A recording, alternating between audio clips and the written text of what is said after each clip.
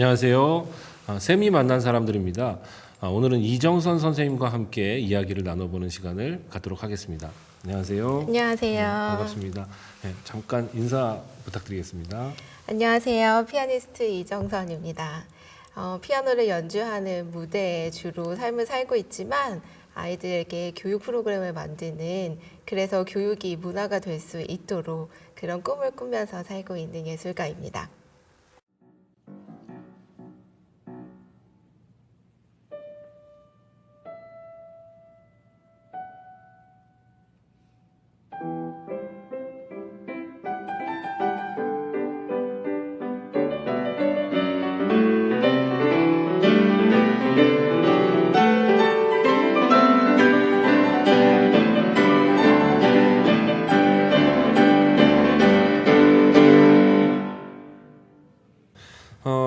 요즘 어떻게 지내고 계신지 근황이 궁금합니다. 네, 선생님도 마찬가지이시겠지만 계속 연속되는 코로나 때문에 이번 달은 어떤 연구를 해야 할까? 이번 달은 어떤 노력을 해야 할까? 하면서 한 달 한 달을 보내고 있습니다.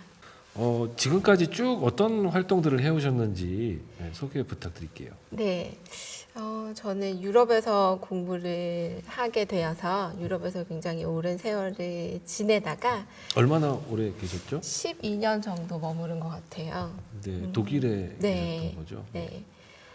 처음에는 네덜란드에서 학업을 시작하게 됐고, 그 다음엔 독일에서 학업을 연결하게 되었는데요. 그러면서 교육 프로그램에 굉장히 관심을 많이 가지다 보니까 학교에서 아이들을 가르치게 되었고, 그리고 교육 프로그램들을 만드는 일을 하게 되었어요. 그래서 네. 그것에서 연결하게 되어서 한국의 활동들도 이어오고 있는 것 같습니다. 제가 음악 교육을 공부하게 되었기 때문에 많은 기관과 단체 그리고 학교에서 많은 프로젝트를 경험하게 되었던 것 같아요. 그리고 이제 많은 사람들을 만나게 되었던 것 같고요. 문화가 조금 다를 수 있겠지만 독일에서 뭐 장애인과 일반인이 함께 연주하고 있는 오케스트라에서도 함께 실습을 했었고요. 그리고 뭐 양로원이나 또 아니면 킨더가르텐 아니면 중고등학교, 초등학교 여러 학교들을 함께 수업하면서 그렇게 아이들을 지도하고 만났던 것 같습니다. 네, 그 오케스트라 내에서는 어떤 방식으로 이렇게 활동을 하셨나요? 네, 제가 처음 오케스트라를 방문하게 되었을 때는 장애인 오케스트라인 줄 알고 가게 됐었어요. 네. 근데 장애인과 일반 사람들이 한 50%씩 같이 참여하고 있는 오케스트라이더라고요. 그래서 조금 더 친근해진 다음에 그 이유를 물어봤더니 장애인이 장애인들끼리만 그 감성을 통한다고 생각하면 잘못된 거 아니냐. 장애인이라 하더라도 일반인과 동일한 감성을 가질 수 있고, 그리고 일반 사람들도 장애라는 어떤 장벽을 넘어서 이들과 함께 소통할 수 있어야 우리가 참다운 음악을 함께 나누는 사람이 되지 않을까라고 하는 그런 취지 때문에 그런 오케스트라를 만들었다고 하셨어요. 네. 그 설명을 듣고 그들과 함께 리듬 활동도 하고 악보도 같이 읽고 연주도 하고 이렇게 하면서 정말 장애와 비장애의 경계가 없이 이들은 함께 음악으로 하나가 되었구나라는 걸 느끼게 되었고, 그리고 공부하는 저에게는 더 없는 중요한 경험이 됐던 것 같습니다. 콘서트 페다고지를 선택하신 이유? 그거를 더 공부해야겠다라고 생각하신 이유는 짧게 설명해 주실 수 있을까요? 네, 콘서트 페다고지라고 하는 그 분야를 처음 접하게 됐을 때는 너무 좋겠다. 그렇지만 굉장히 전문성이 필요하겠다라는 생각을 하게 되었어요. 그런데 제가 살고 있는 도시나 그리고 그 외에 다른 이제 큰 도시의 필하모니들을 이제 방문하다 보니까 즐기는 게 먼저이지, 그리고 참여하는 게 먼저이지, 기술은 뒤따라오는 거구나. 재능은 뒤따라오는 거구나라는 생각을 하게 되면서 참여할 수 있다는 거는 우리가 소통할 수 있다는 거, 사회적으로 관계할 수 있다는 것이 참여를 이끌어내는 일이라고 생각하게 되었어요. 그러면 저도 하고 싶었어요. 네. 네.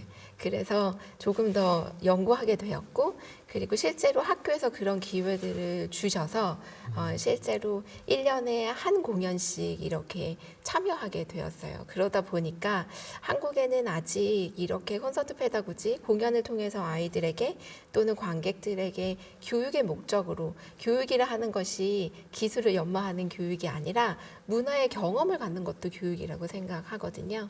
네, 그래서 그런 교육의 목적으로 관중들을, 청중들을 만날 수 있는 그런 공연들을 기획하고 싶어졌고, 그래서 한국에서 이런 일들을 추진하고 있습니다.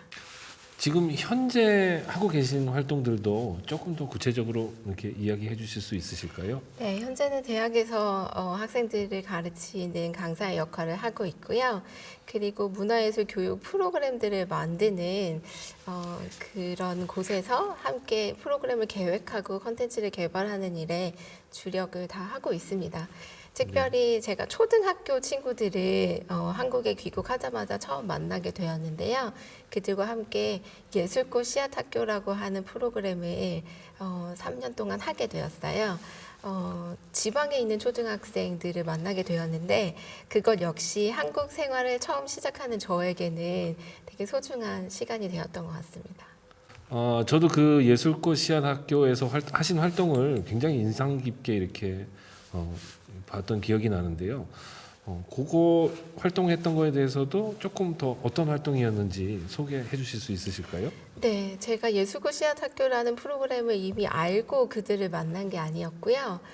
그들을 만나다 보니 그곳에 예술고 씨앗학교라고 하는 지원 프로그램을 운영하고 있다는 사실을 알게 되었어요. 그래서 아이들을 관찰하다 보니 아이들이 조금은 무엇을 향해 가고 있는지, 본인이 무엇을 지금 경험하고 있고 어떤 음악적인 경험들로 인해서 본인들이 그것을 배우고 있는지 알지 못하는 그런 상황들을 관찰하게 되었죠. 저의 눈이었지만 뭐 대한민국의 음악 교육이 약간 좀 현실이 그렇다고도 생각이 되긴 합니다. 예. 네, 아쉬운 점도 많지만 제가 생각했을 때는 분명히 발전하고 있는 과정이라고 생각하고 있어요. 네, 그래서 그 친구들을 관찰하면서 이 친구들과 무엇을 함께 하면 좋을까를 이제 떠올리게 됐죠. 저의 어떤 습관인 것 같아요. 현장에서 아이들을 만나고 그들과 함께 내가 무엇을 할 수 있을까로 바로 직접적으로 생각을 발전시키는 그게 저의 좀 장점이자 단점일 수 있는데요. 네, 그렇게 해서 아이들을 관찰하다 보니 아이들이 기술적으로 또 수월성의 교육을 받아서 어떤 악기를 잘 다루고 어떤 능력을 갖게 되는 것보다는 본인이 지금 무엇을 하고 있는지를 시급하게 먼저 깨닫는 게 좋겠구나라는 저만의 생각을 하게 되었어요. 그래서 과정이 결과되게 하자라고 하는 주제로 과정을 통해서 아이들이 스스로 본인이 예술 활동이 즐겁구나. 그리고 음악이 나를 행복하게 하는구나. 그래서 나는 음악으로 어떠한 표현도 가능하게 할 수 있구나라는 것을 과정을 통해서 알려주고 싶었어요. 그래서 3년 동안 지속되는 그런 과정 속에서 아이들에게 이것이 너가 표현한 일이야. 이것이 네가 연주란다. 공연이란다. 그리고 이러한 생각이 너로부터 나왔어. 라는 것을 항상 전달하는 역할만 했습니다. 처음에는 말썽꾸러기, 떠드는 아이, 집중하지 못하는 아이는 자동적으로 마음이 가지 않더라고요. 내가 예뻐해 주기가 힘들었어요. 그렇죠. 그런데 시간이 지나다 보니까 그 아이 떠들고 말 안 듣고 말썽 부리고 뭔가가 좀 특별하게 보이는 그 아이는 특별히 할 말이 있었더라고요. 네. 그래서 그것을 관찰하면서 이 아이는 나에게 또는 예술에 대해서, 음악에 대해서 할 말이 있어서 이런 행동을 보이는구나 라는 생각을 하게 되었어요. 그러다 보니까 모든 아이들에게 관심을 갖게 되었고, 그리고 아이들을 보면서 차별화하였던 어떤 조금 분류하였던 저 자신이 교사로서, 선생님으로서 조금 부족했구나라는 걸 깨닫게 되었고, 그래서 많은 부분이 발전된 것 같아요. 후배들과 이제 학생들과 나누고 싶은 비전이 있다면은 어떤 것이 있을지 말씀 부탁드릴게요. 네. 네, 저는 피아노 페다고지 전공하는 친구들의 피아노 실기도 지도하지만 학부생들을 위해서 교육론이나 아니면 프로그램 개발하는 거, 컨텐츠 개발하는 일들에 대한 내용을 강의하고 있는데요. 조금은 생소한 것들이 많은 것 같아요. 컨텐츠를 개발하자, 프로그램을 개발하자라고 하는 것에 기존에 있었던 교과목의 커리큘럼보다는 조금 생소한 이름이기 때문에 학생들이 처음에는 이 강의를 통해서 무엇을 내가 얻게 될 것인가라고 하는 것에 궁금하기도 하고 호기심도 가졌던 것 같아요.